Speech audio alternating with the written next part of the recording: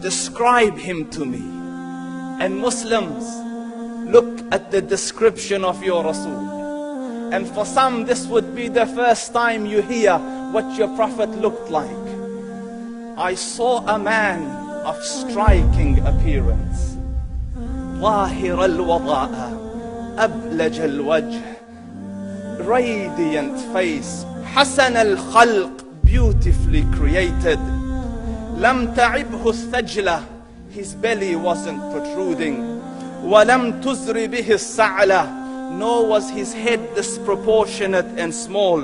وسيم قسيم, proportionate and delicate, finely made, a specimen of a creation. في عينيه دعج, in his eyes there was a contrast. The dark was immensely dark, the white was excessively white. وفي أشفاره وطف, and his eyelashes were long.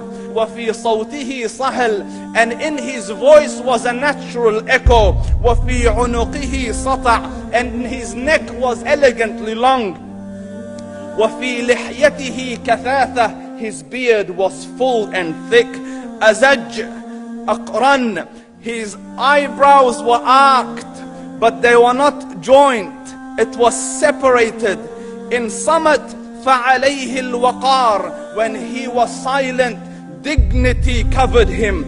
وإن تكلم سماه وعلاه البهاء, and when he spoke, it was audible and clear, almost commanding and overtaking. أجمل الناس وأبهاهم من بعيد, from afar the most striking and outstanding in appearance. وأحسنهم وأجملهم من قريب, and when he came near, the best of them and the most handsome of them in closeness. حلو المنطق, such an exalted and sweet level of logic.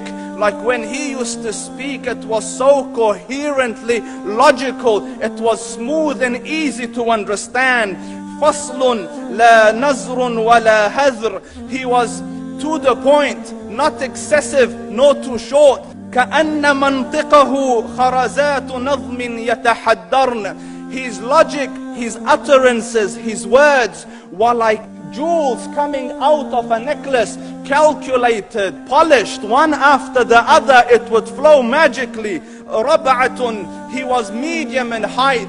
Your eye didn't have to strain to look up at him, nor was it tedious to look down at him. He was a comfortable sight to look at. له رفقاء يحفون به, he had friends, the people that were with him, they were working around him to try to serve and protect him.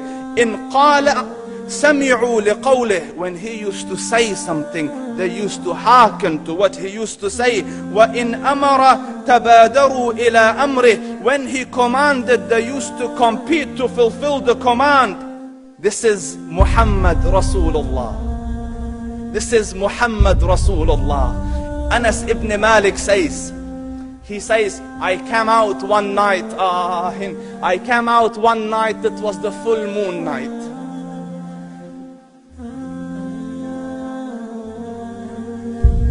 And I looked at the moon, and in the desert, understand, the moon is an awesome sight. It is smooth, it is radiant, it is clear, it is gentle compared to the scorching sun at which they are used to. So the moon was the epitome of beauty. So he says, I came out at a full moon night and I looked at the moon and I saw it beautiful, handsome. So I said, let me go see if the moon is more handsome or my Prophet is more handsome. Let me see if that is more beautiful or the Prophet is more beautiful. So I went and I saw him standing afar. So I looked at his face and I looked at the moon, and I looked at his face and I looked at the moon, and I looked at his face and I looked at the moon, and he said, Wallahi, he was more handsome than the moon in its entirety. That is just the look of your Rasul. Aisha radiyallahu anha says, I was sewing with the needle, my needle dropped in the dark, I couldn't find it. I said, Ya Rasul, I can't find it. He moved his face close, and I swear, out of the radiance of his face, I found my needle. And the Prophet ﷺ was mind-bogglingly handsome. But his handsomeness was covered with waqar and jalal and hayba.